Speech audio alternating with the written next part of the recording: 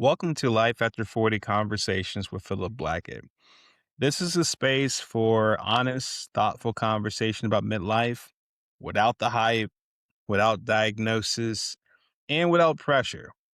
Now, if you're somewhere between 35 and 55 years old and quietly navigating questions about your energy, your identity, your work, your faith, your relationships, or your health, you're not alone.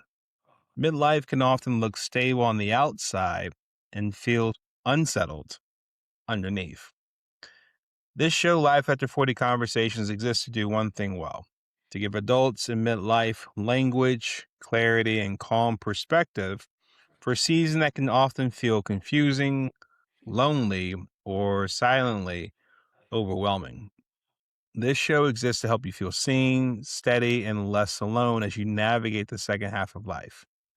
Now, bear in mind, this is not a self help program. It's not a medical show. It's not even a motivational rally. What it is a meaning making space. Each episode is a grounded conversation with myself and with leaders, caregivers, entrepreneurs, pastors, parents, professionals, and thoughtful human beings who are living through midlife in real time. We talk about lived experience, not prescriptions, reflection, not instruction, and reframes, not shuts. Because I believe in this deeply for each one of us. Midlife is worth living and worth living well. And living it well doesn't start with pressure, it starts with perspective. My role here is simply not to stand on a stage, it's to facilitate conversations that help capable, responsible adults think more clearly about who they're becoming in the second half of life. So, have you ever thought to yourself, why does this season feel different? Or why am I rethinking things that used to feel settled? You're exactly where you're supposed to be. And I'm grateful that you're here. So, let's begin today's conversation. My guest here is Alon Laniado. Alon is the founder of FitMate Coach and author of the book Focus on Fullness, the FitMate Method. He's analyzed over 50,000 food logs to figure out what actually works for lasting weight loss. And he's also built a platform that combines AI powered meal feedback with human coaching that helps people get to their goals. Alon is certified in nutrition through Stanford and is a certified health and wellness coach. Alon, welcome to Life After 40 Conversations. Good to see you, Philip. Thank you very much for having me. Absolutely. Happy for you to be here with us. Now, just to get started with our conversation, now I obviously read your introduction, and for the viewers and the listeners out there, to put things in perspective of where you are right now, before the titles and the resume, who is Alon in this season of life? Yeah. So I think I haven't necessarily changed my goals in this season versus previous seasons, but I think a lot has changed in how I go about them in this season. So, for example, I'm much more intentional about my rest, about taking care of myself, balancing people in my life. I'm also calmer, although that may surprise many people who meet me for the first time now than I am. Um, and so, yeah, I remain motivated to hit my sort of ambitions, but in a different way. I think it's partly also because I'm a bit more aware of my limitations right now. Uh, for example, I don't think I've got all the time in the world. So there's a bit more of a sense of urgency. And I also need to make every moment count better, to get there. So that is where I am right now, broadly. Excellent. And when you approach the season of midlife personally, when did you realize something had shifted for you? Yeah. There was one clear moment, which was so prior to what I'm doing now, I had a first startup that I sold. And towards the end, I had literally a burnout. and not a burnout in the sense of, oh, I need a long weekend to rest, an actual burnout. And it came for very obvious reasons because I was literally traveling every month overseas, going nonstop. Um, and so approaching it from a point of view that I've got my battery is unlimited. And then I sort of crashed.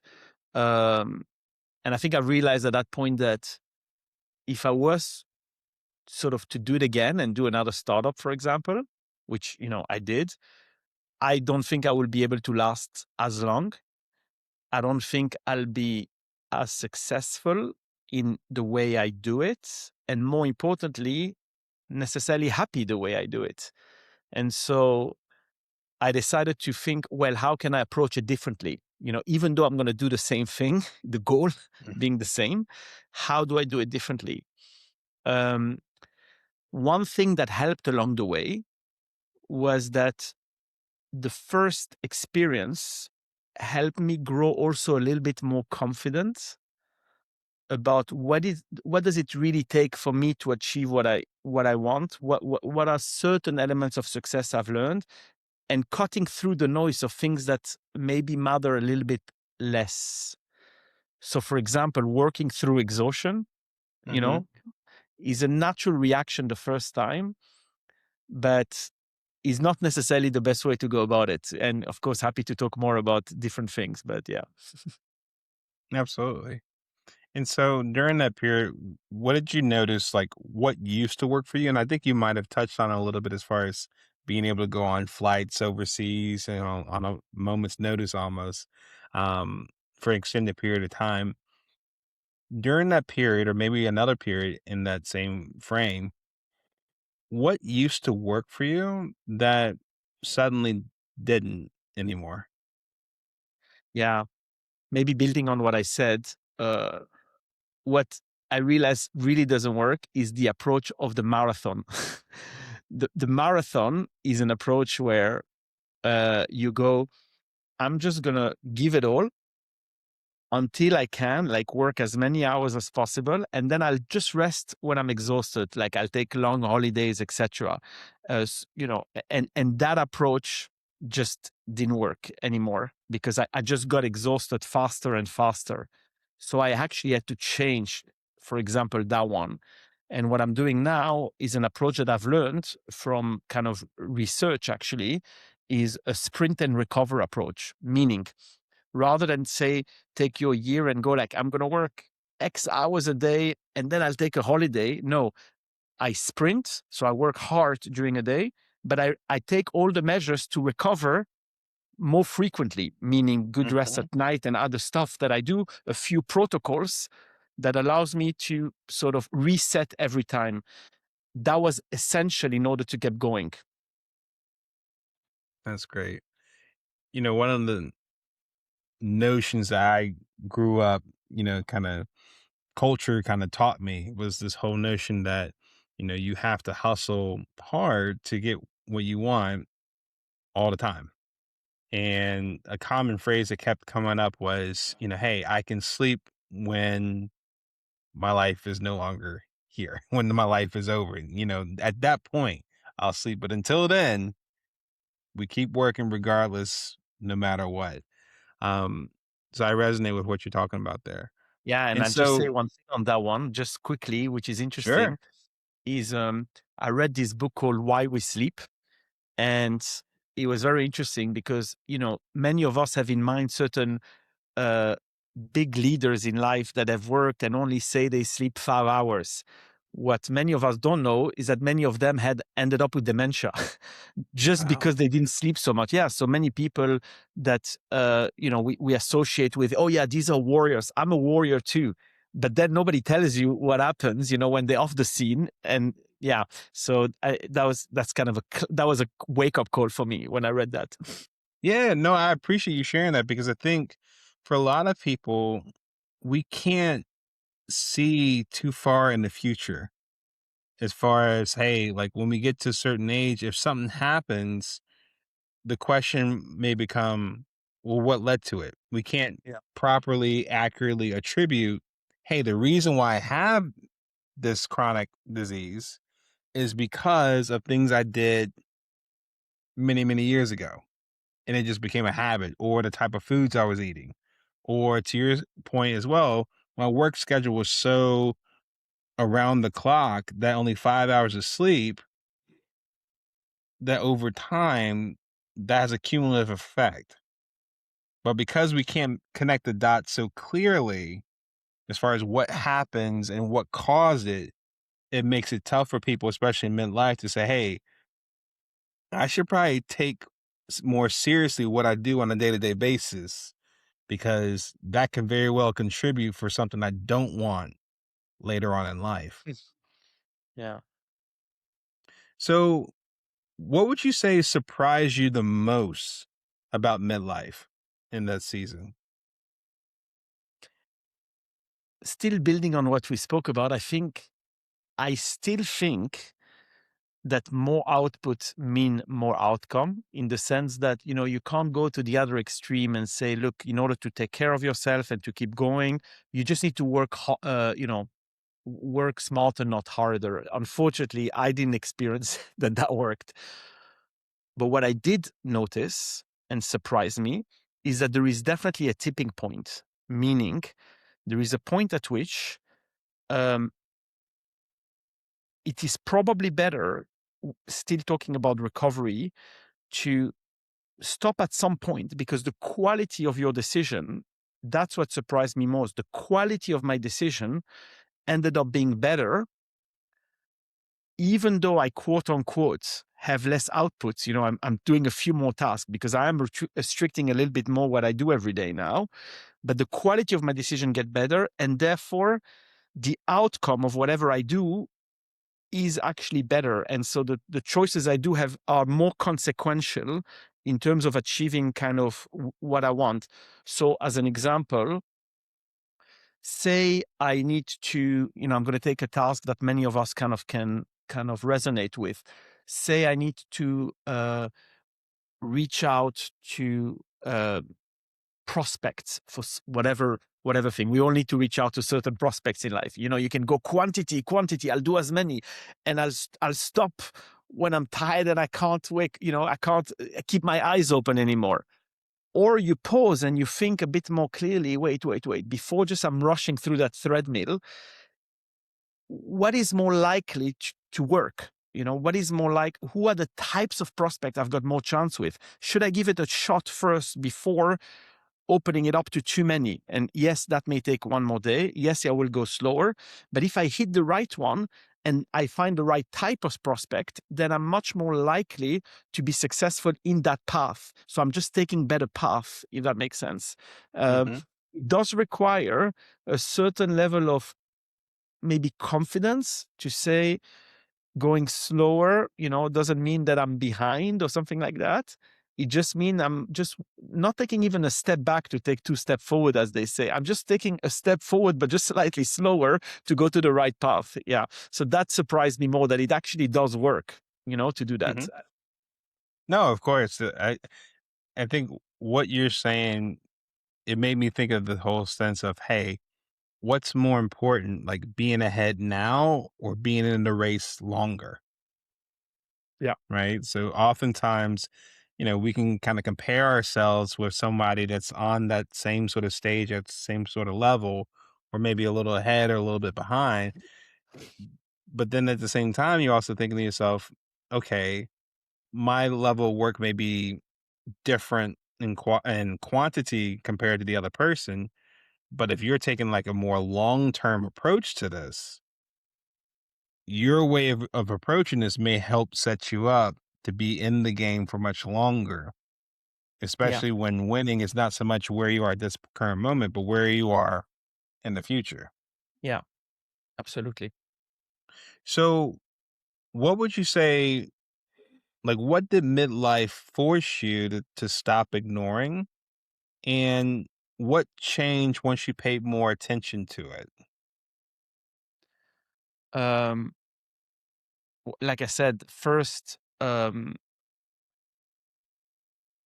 could, I had to stop uh, ignoring the idea that I could just go on and on and on.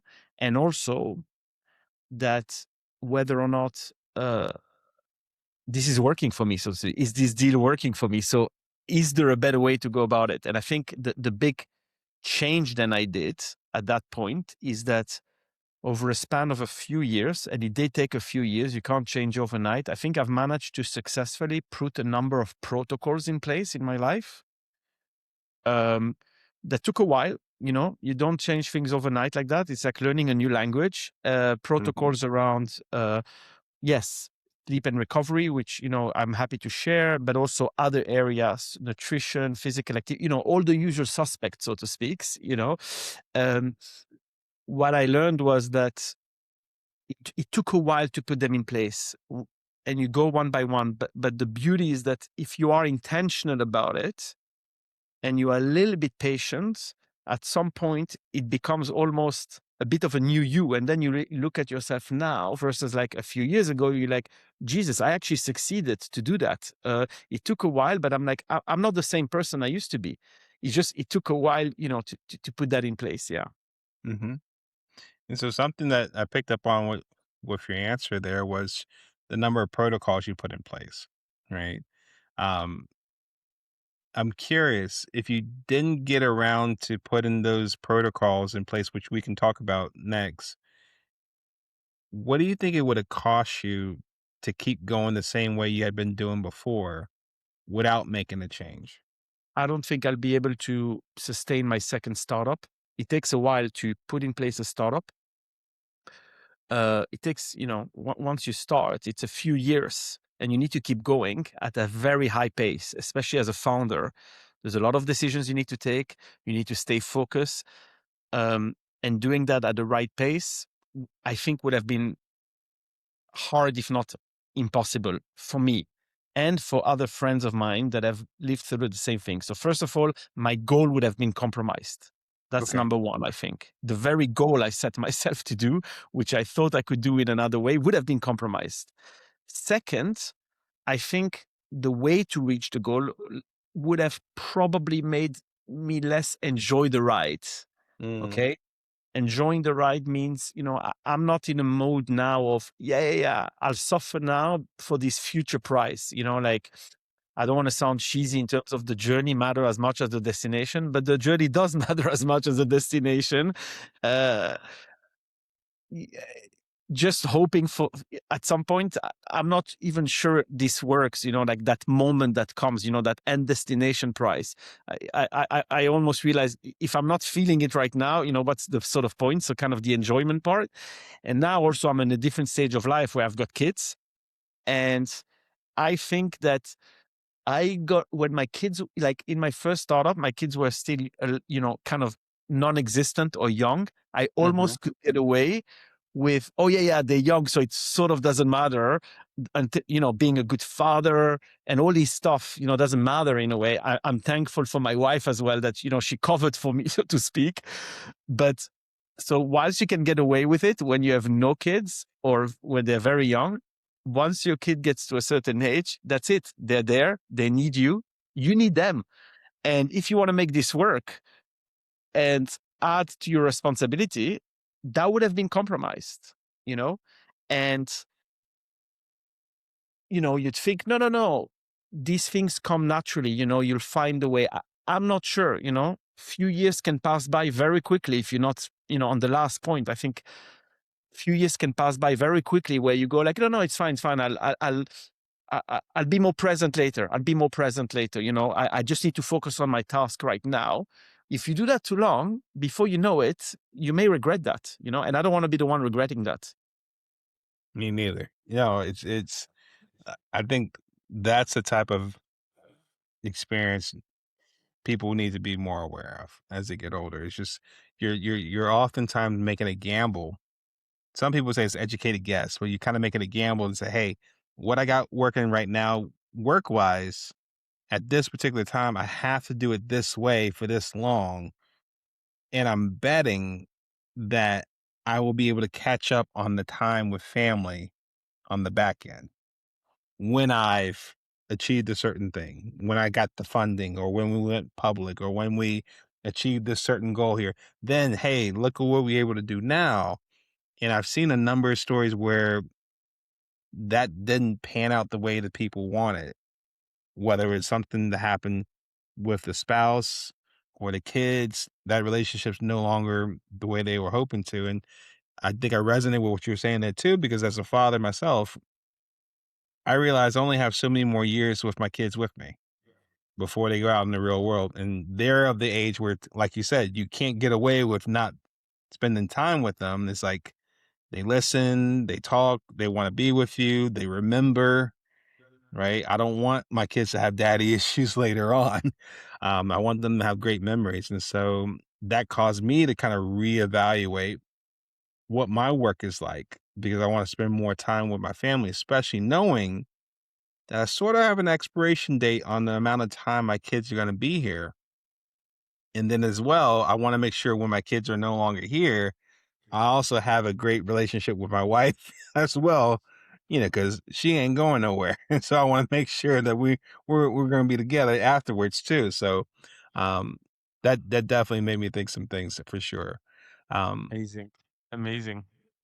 Going back to things that are important to you now, what are some of the habits, beliefs, rhythms, or even protocols that are now non-negotiable for you?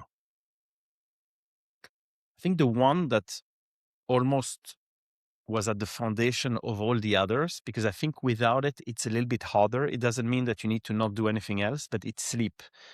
Meaning, if your sleep is not fixed or above a certain threshold, and by that I mean for most people, minimum 6 hours, ideally 7 or 8 for most Mhm. nights. If you don't get that right, I think in my case, the quality of decision go down, the mood goes down, and the weight goes up.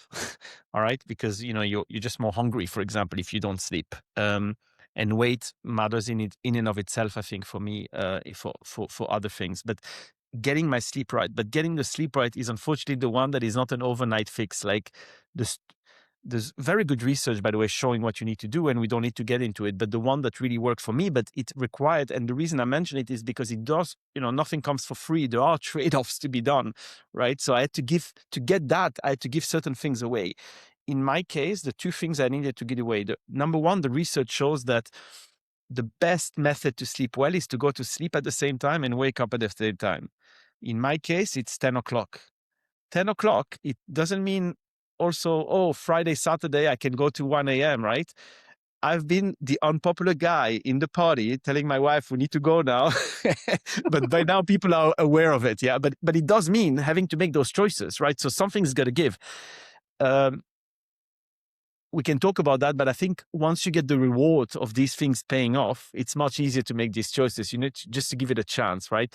The other one that had to give away, linked to work, is for me having to stop 1.5 hours of work before bedtime was essential, because your brain needs to learn to cool down. There's a few other protocols to sleep, but those two, I think I'm highlighting them because of the trade-off. Then if my sleep goes well, which is 7, 8 hours, and now I don't have an alarm anymore for the last few years. I just wake up at the same time every time, which is pretty cool.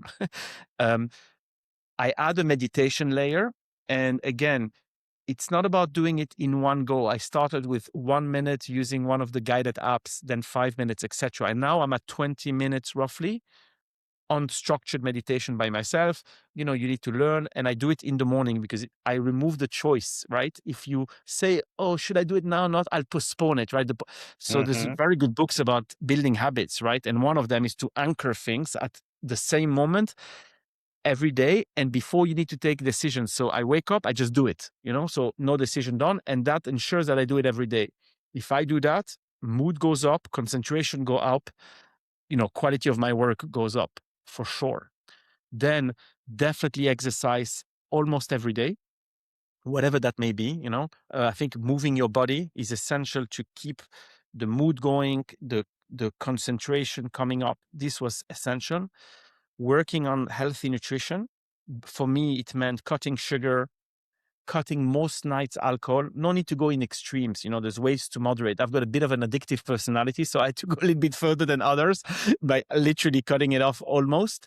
And then focusing on my proteins and fiber every Mhm. meal, because that keeps me full without getting bloated and Mhm. without having energy crush. If you've got a pasta at lunch, chances are you'll get crushed. Chances are those hours that you really need to make count, right? Because you want to rest in the weekend, you need to make those hours count. If you've got, carbs with low fiber in the middle of your lunch, chances are you'll work, quote unquote, for the next afternoon, but you won't really work. And that's when the negative cycle comes in, where you go like, well, I'm going to catch up in the evening. I'm going to catch up in the weekend.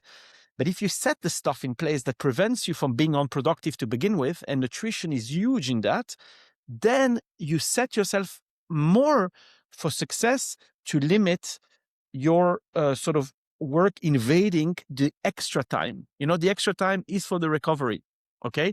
And then finally, I'll add, I'm definitely, and again, it's going to sound cheesy, but I'm blocking time with my family. In the weekend, there's a block time. Saturday, half a day minimum or the full day.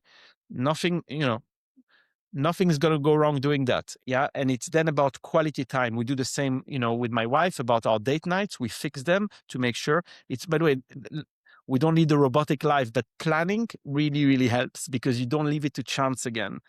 So these are the types of protocols I set in place, sort of, to make it work. I love it. I think one of the key things that you mentioned was just blocking time and in some sense protecting your schedule, where it's Yeah. just like for sleep, for example, it's like, hey, I go to sleep at 10. So I gotta wake up at this time as well. And I make sure I get my 7 to 8 hours. Like whatever needs to change, if we gotta leave a party a little earlier, or if we gotta make sure we stop work an hour and a half ahead of bedtime so I can cool down, get myself ready to go. So it's not a rush sleep, it's just a more restful, enjoyable sleep. Um, that's what we're willing to do.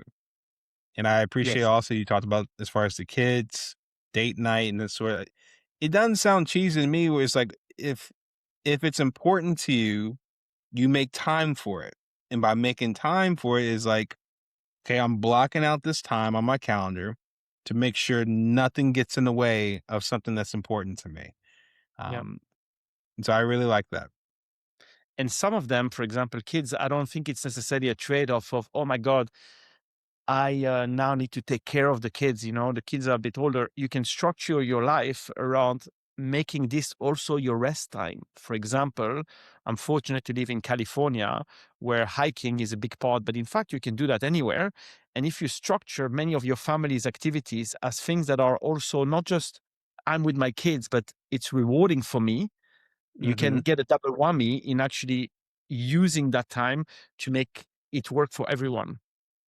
No, that's smart. Like doubling up. It's just like it's not something completely separate. It's like, no, like I'm doing it with my family, with my loved ones. So it's like you're doing something that's good for you and you're involving them. Right. Yeah. No, that's perfect. And so when you think about where things are for you now, Alon, what does thriving look like for you now? What has not changed is that hitting certain things I want to achieve, when it comes to, for example, my career and the things that relate to that, which in my case is about providing support to people to actually enhance their own lives in certain fields like nutrition, etc. That hasn't changed. I still want to achieve that. I think what is a bit different is, and it relates to what we spoke earlier, is that thriving is, am I able to do that whilst at the same time being excited that every day or almost every day are rewardful days for me in the way I go about it, and I'm looking at the week and I go like, wow, I've hit those milestones. That's great. But I also feel like, wow, that was an amazing week, like I really enjoyed it and I recovered and I can go on for another week. So thriving, the goal stayed the same, but the methods to get there uh, is different, and succeeding in that is a challenge in and of itself, I think. And then when you compound the week, and you take a view a little bit longer, and it's relate to what you said a bit earlier. You can look back at this year and go like, okay, take one metric, which is my kids. Have I been present? Have I not? How was last year? And you start remembering that not only you've done these things, but I was there for his tournament. I'm so proud. I was there, I may have used my phone a little bit during the break, but I was there, right? Um, I spend those nights doing these things with my kids so I can visualize the memory that you were talking about and go like, yes, that was a year where it worked, and now we're looking at next year and we're trying to improve on it. It's not going to be perfect. It's a journey, but having the multi-goal aspect is what thriving to me looks like in this season. No, I think that's perfect. And really just seeing that it's like things are just integrated. You're still going after your goals, but you're also enjoying the journey with those you care about along the way while taking care of yourself to keep going for the long term. Yeah. I really like that. That makes a lot of sense. And so, if there's someone here that's listening into our conversation, someone that may be listening and feeling like they're quietly drifting or even burning out, whether as a startup founder or otherwise, in midlife, what do you want them to hear from you right now? Yeah. First, general, and then I'm very happy also to say a word about on the startup founders. Generally, first, if you feel that something is drifting, I think there's two things not to do. The first is to be fatalistic about it and go like, "Oh, I'm old now. I don't have that energy. I need to start, taming down my ambition because I'm not as young as I used to be." I think that's a mistake because I think that if you put certain protocol in place, you find the energy back. I today believe I look younger and I have more energy than I had 7 years ago. I am sure about that. And friends tell me that. They look at me and they go like, wait, what's been going on here? And I generally think so. So not be fatalistic that age just puts you in a category suddenly where you just have to give up, kind of on your ambition. On the other hand, though, if you are, don't just wait for things to get better. They're not going to get better by themselves. And again, it's one of these cheesy one, but you need to put the changes in place. And they are not necessarily easy fixes. It took me a while to get my sleep right. It took me about a year. It took me a while to get to whatever, 20 minutes of meditation, and you have to be intentional about it. Those things, they don't just come that easily. So you have to invest in yourself. And it's very interesting because I want to share one anecdote on that we work a lot with, like in kind of our program about losing weight, etc. We work a lot with mothers, and they say often, when I speak to them and I say like, oh, why do you use a coach? Like one of our coaches in FitMate that helps them kind of, and they go like, why? Because and that's really like, I now have kids. Yes, I know what to do. Most people know what to do, but they go like, I put myself last, I put all the Mm, rest of my family first. So they sort of drift by basically deprioritizing themselves. And what I'm suggesting is don't, but you need to take control of that and have agency in making the changes because it's not going to come necessarily by itself. Okay. Then maybe I'll say one quick word about founder life. What I just said, is the same thing. I'm not sure as a first time founder, is that easy to just do all of what I've been suggesting? Because, like I said, you just started, you don't have confidence. Maybe somebody is investing in you and people need to see that you're willing to die for the cause. So sometimes, you learn the hard way, unfortunately. Yeah. Um, but if you can along the way, start to add certain parts in it, that will help. But maybe the one thing I would say that really structurally can help founders is, and again, I'm not the first nor the last person to say it, you got to be massively passionate about what you do. And the reason I say that is very practical, it relates back to what we spoke about.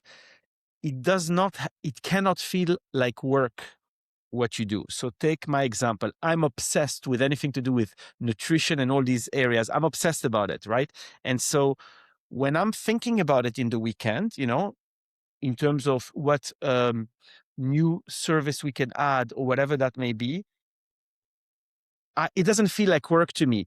And if it did feel like work to me, then I will be encroaching on my, rest time, if that makes sense. And you cannot afford to just go like, okay, I'm really limiting my hours. You got to be excited to sort of, in the shower to think about this, at many pockets of moments that you can find. It could be 5 minutes in the car whilst waiting for something. It cannot feel like work. So really choose something that you are passionate about over and beyond things that you think are going to be just giving you the right status or whatever that may be. That is also maybe important, but the passion at the core is essential to, I believe, have high ambitions and not trade off the way you get there. I like it because even with the passion, it's just like you said, it doesn't feel like work. And the thought of work for a lot of people is like, it's draining or it's something I have to do, or it's something where it's like, I have to motivate or force myself to do it. But the minute I'm able to stop, I'm out. As opposed to something where it's just ongoing and you can still do it for the long term. I think it Yeah. makes a lot of sense there, especially for founders and non-founders for sure. Um, so Alon, this has been really helpful. I think this conversation has been really helpful, not just for me, just having this with you, but for people listening in. And so for those that are listening in, for people that resonate with this conversation with you and they want to follow your work and what you're doing, where's the best place that they can connect with you after this episode? I just like just released the book Focus on Fullness, where first there you can find quite a bit of sort of the protocols I've put in place, and so that's one area. I've got a YouTube channel under my name where I try to put sort of some of these protocols in practice in real life. We write also more about that in FitMate Coach, sort of my company. There's a lot of resources when you go on the actual website itself. So these are examples of places. Excellent. Then we'll make sure we have all that reflected in the show notes here for sure for everyone. So with that being said, Alon, thank you so much for being a part of this conversation with me. I do appreciate the steadiness and honesty you've had in this conversation and all the takeaways that hopefully a lot of people took notes on. These reflections, they're helpful because it helps people feel less alone in a season that often they go through and they struggle silently and it goes unspoken. And so for everyone listening, just hopefully you take this as a reminder, midlife isn't a problem to fix. It's a season to understand and get better. As Alana has talked about before, it's like being 7 years later and people thinking like he's actually younger with more energy. And that's how can that be? It's like it's possible for you too, listening in. And so if there's something today that resonated with what Alon said, reflect on it, meditate on it. You don't have to rush into action on it because I think real change begins not with urgency, but more so with awareness. See what resonates with you with what he said, and how can you apply at least one thing that he talked about today in your life so you have a better today and a better tomorrow. So, as we conclude, to learn more about Life After 40, go to our website at lifeafter40.com. You're also welcome to connect with me at philipblackett.com. And as a friendly reminder, midlife is worth living, and it's also worth living well. Thank you so much for spending time with us here. Thank you, Alon, for being a part of our conversation. This has been Life After 40 Conversations with Philip Blackett, and I'll see you in the next conversation.